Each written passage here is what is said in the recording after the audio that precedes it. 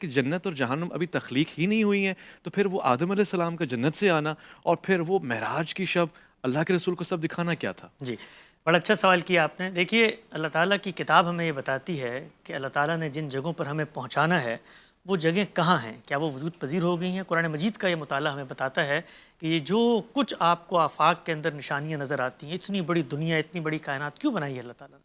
اس وقت آپ دیکھیے کہ جیم ویب ٹیلیسکوپ نے آپ کو بتایا کہ ہم تو ایک ذرے سے بھی چھوٹے ہیں، اتنی بڑی اکناف عالم میں پھیلی ہوئی یہ کائنات ہے، تو یہ اصل میں اسی جنت کا را مٹیریل ہے۔ تو قرآن مجید نے اس کو بھی بیان کیا ہے کہ وہ جب دن آئے گا یوم تبدل الارض غیر الارض والسماوات، ہم اسی زمین اور آسمان کو تبدیل کر دیں گے ایک دوسرے انداز میں، اور یہ جو کچھ آپ کو آسمان و زمین پہ نظر آتا ہے یہ اسی جنت کا را مٹیریل ہے۔ اچھا، اللہ تعالیٰ کہتے ہیں اسی دنیا کو ہم تبدیل کر دیں گے اسی جنت کے اندر، اور یہ جتنی دنیایں کہکشائیں آپ کو نظر آتی ہیں ایک ایک فرد کو اللہ تعالیٰ سونپ دیں گے۔ قرآن مجید کے وہ مقامات جہاں پر جنت کو ماضی کی صیغوں میں بیان کیا گیا ہے، یہ بتایا گیا کہ ازلفت الجنہ، یہ زبان کا اسلوب ہے جس کے اندر آپ کو ایک چیز کو مشہود کر کے حقیقت کے طور پہ گویا وہ ایک امر واقعی کا بیان ہے، آنکھوں کے سامنے رکھ دیا جاتا ہے۔ جہاں تک آپ نے سوال کیا آدم علیہ السلام کا، تو جنت کا جو لفظ ہے یہ عربی زبان میں باغ کو کہا جاتا ہے، یعنی باغ۔ وہ باغ کہاں تھا؟ خود قرآن مجید نے بتایا ہے کہ انی جاعل فی الارض خلیفہ، میں زمین پہ خلیفہ بنانے جا رہا ہوں۔ فرشتوں سے جو مکالمہ ہوا ہے وہ ہوا کیوں ہے؟ یہ کہہ کر ہوا ہے کہ میں زمین پر اس کو ارادے اختیار کے ساتھ بھیج رہا ہوں۔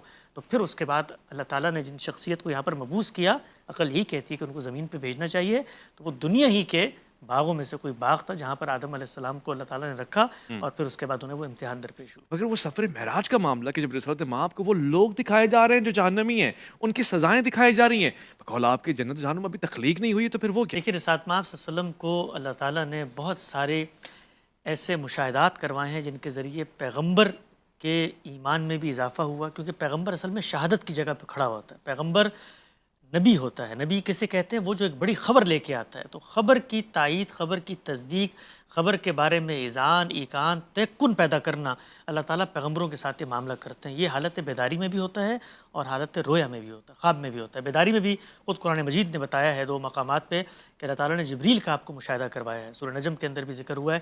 اسی طریقے سے رویا کے اندر، خوابوں کے اندر اللہ تعالیٰ وہی صورتحال، اور یہ خواب بھی بیداری میں ہوتے ہیں اور یہ خواب نیند کی حالت دونوں میں ہوتے ہیں۔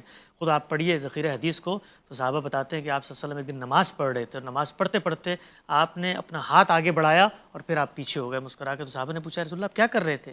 تو آپ نے فرمایا کہ میرے سامنے جنت کا خوشہ پیش کیا گیا تو میں نے اس کو آگے بڑھ کے لینے کی کوشش کی۔ بے تحاشا خواب ہے ساتھ آپ صلی اللہ علیہ وسلم کے، جس میں آپ خود صراحت سے یہ بات بتا رہے ہیں کہ مجھے خواب میں دکھایا گیا جنت کے احوال، جہنم کے احوال۔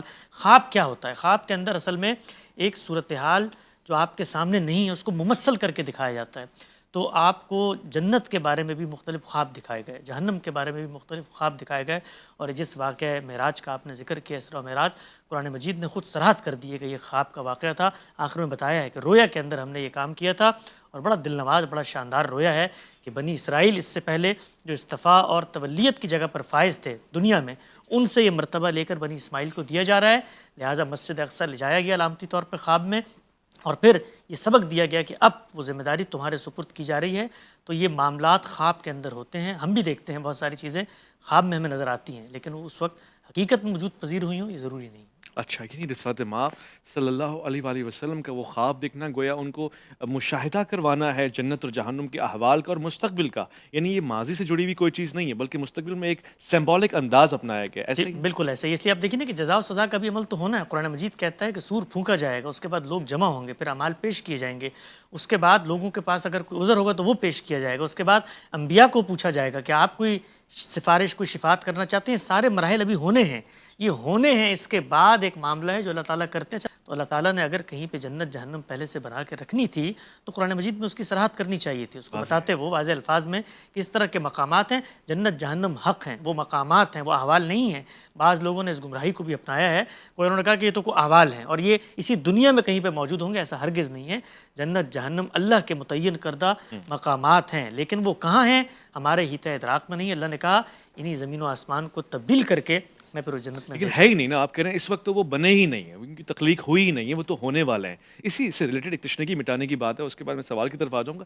وہ شہداء، وہ احباب مثال کے طور پہ بدری لوگ یا کچھ ایسے لوگ جیسے جعفر طیار، آپ پہ ہمارا سلام، آپ کے لیے کہہ دیا کہ جنت میں پرواز کر رہے ہیں، تو وہ لوگ کہاں ہیں اگر جنت ہی نہیں ہے تو؟ جی ہاں، یہ دیکھیے زبان کے بہت سارے اسالیب کو بالعموم ہم سمجھتے نہیں ہیں.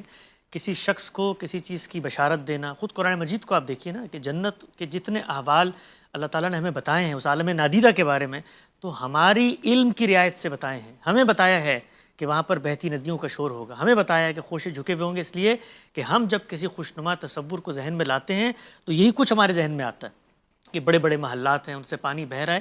تو اسی طریقے سے یہ باتیں بیان کی گئی ہیں کہ جو لوگ اس چیز کے مستحق ہو گئے ہیں اللہ تعالیٰ ان کو گویا دکھا رہے ہیں. خود رسالت مآب صلی اللہ علیہ وسلم کو آپ دیکھیے بہت ساری روایتوں میں آپ کہتے ہیں میں رات کو جنت میں سفر کر رہا تھا، مجھے محل نظر آیا. میں نے کہا کس کا محل ہے؟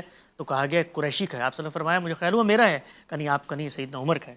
اور پھر رسول اللہ صلی اللہ علیہ وسلم فرماتے ہیں کہ وہاں سے نکل آیا اور صبح آپ نے سیدنا عمر کو یہ خواب سنایا کہ عمر رات کو میں نے دیکھا تھا لیکن میں تمہارے محل میں داخل نہیں ہوا کیونکہ مجھے غیرت آئی تم سے. تو سیدنا عمر رو پڑے اور کہا یا رسول اللہ میں آپ پر غیرت کھاؤں گا. اس طرح سیدنا بلال کے بارے میں مختلف خواب آپ صلی اللہ علیہ وسلم نے بتائے کہ میں نے رات بلال تمہاری جنت میں تمہارے قدموں کی چاپ سنی. اب بلال زندہ ہیں، بلال روئے زمین پہ موجود ہیں، بلال حیات ہیں.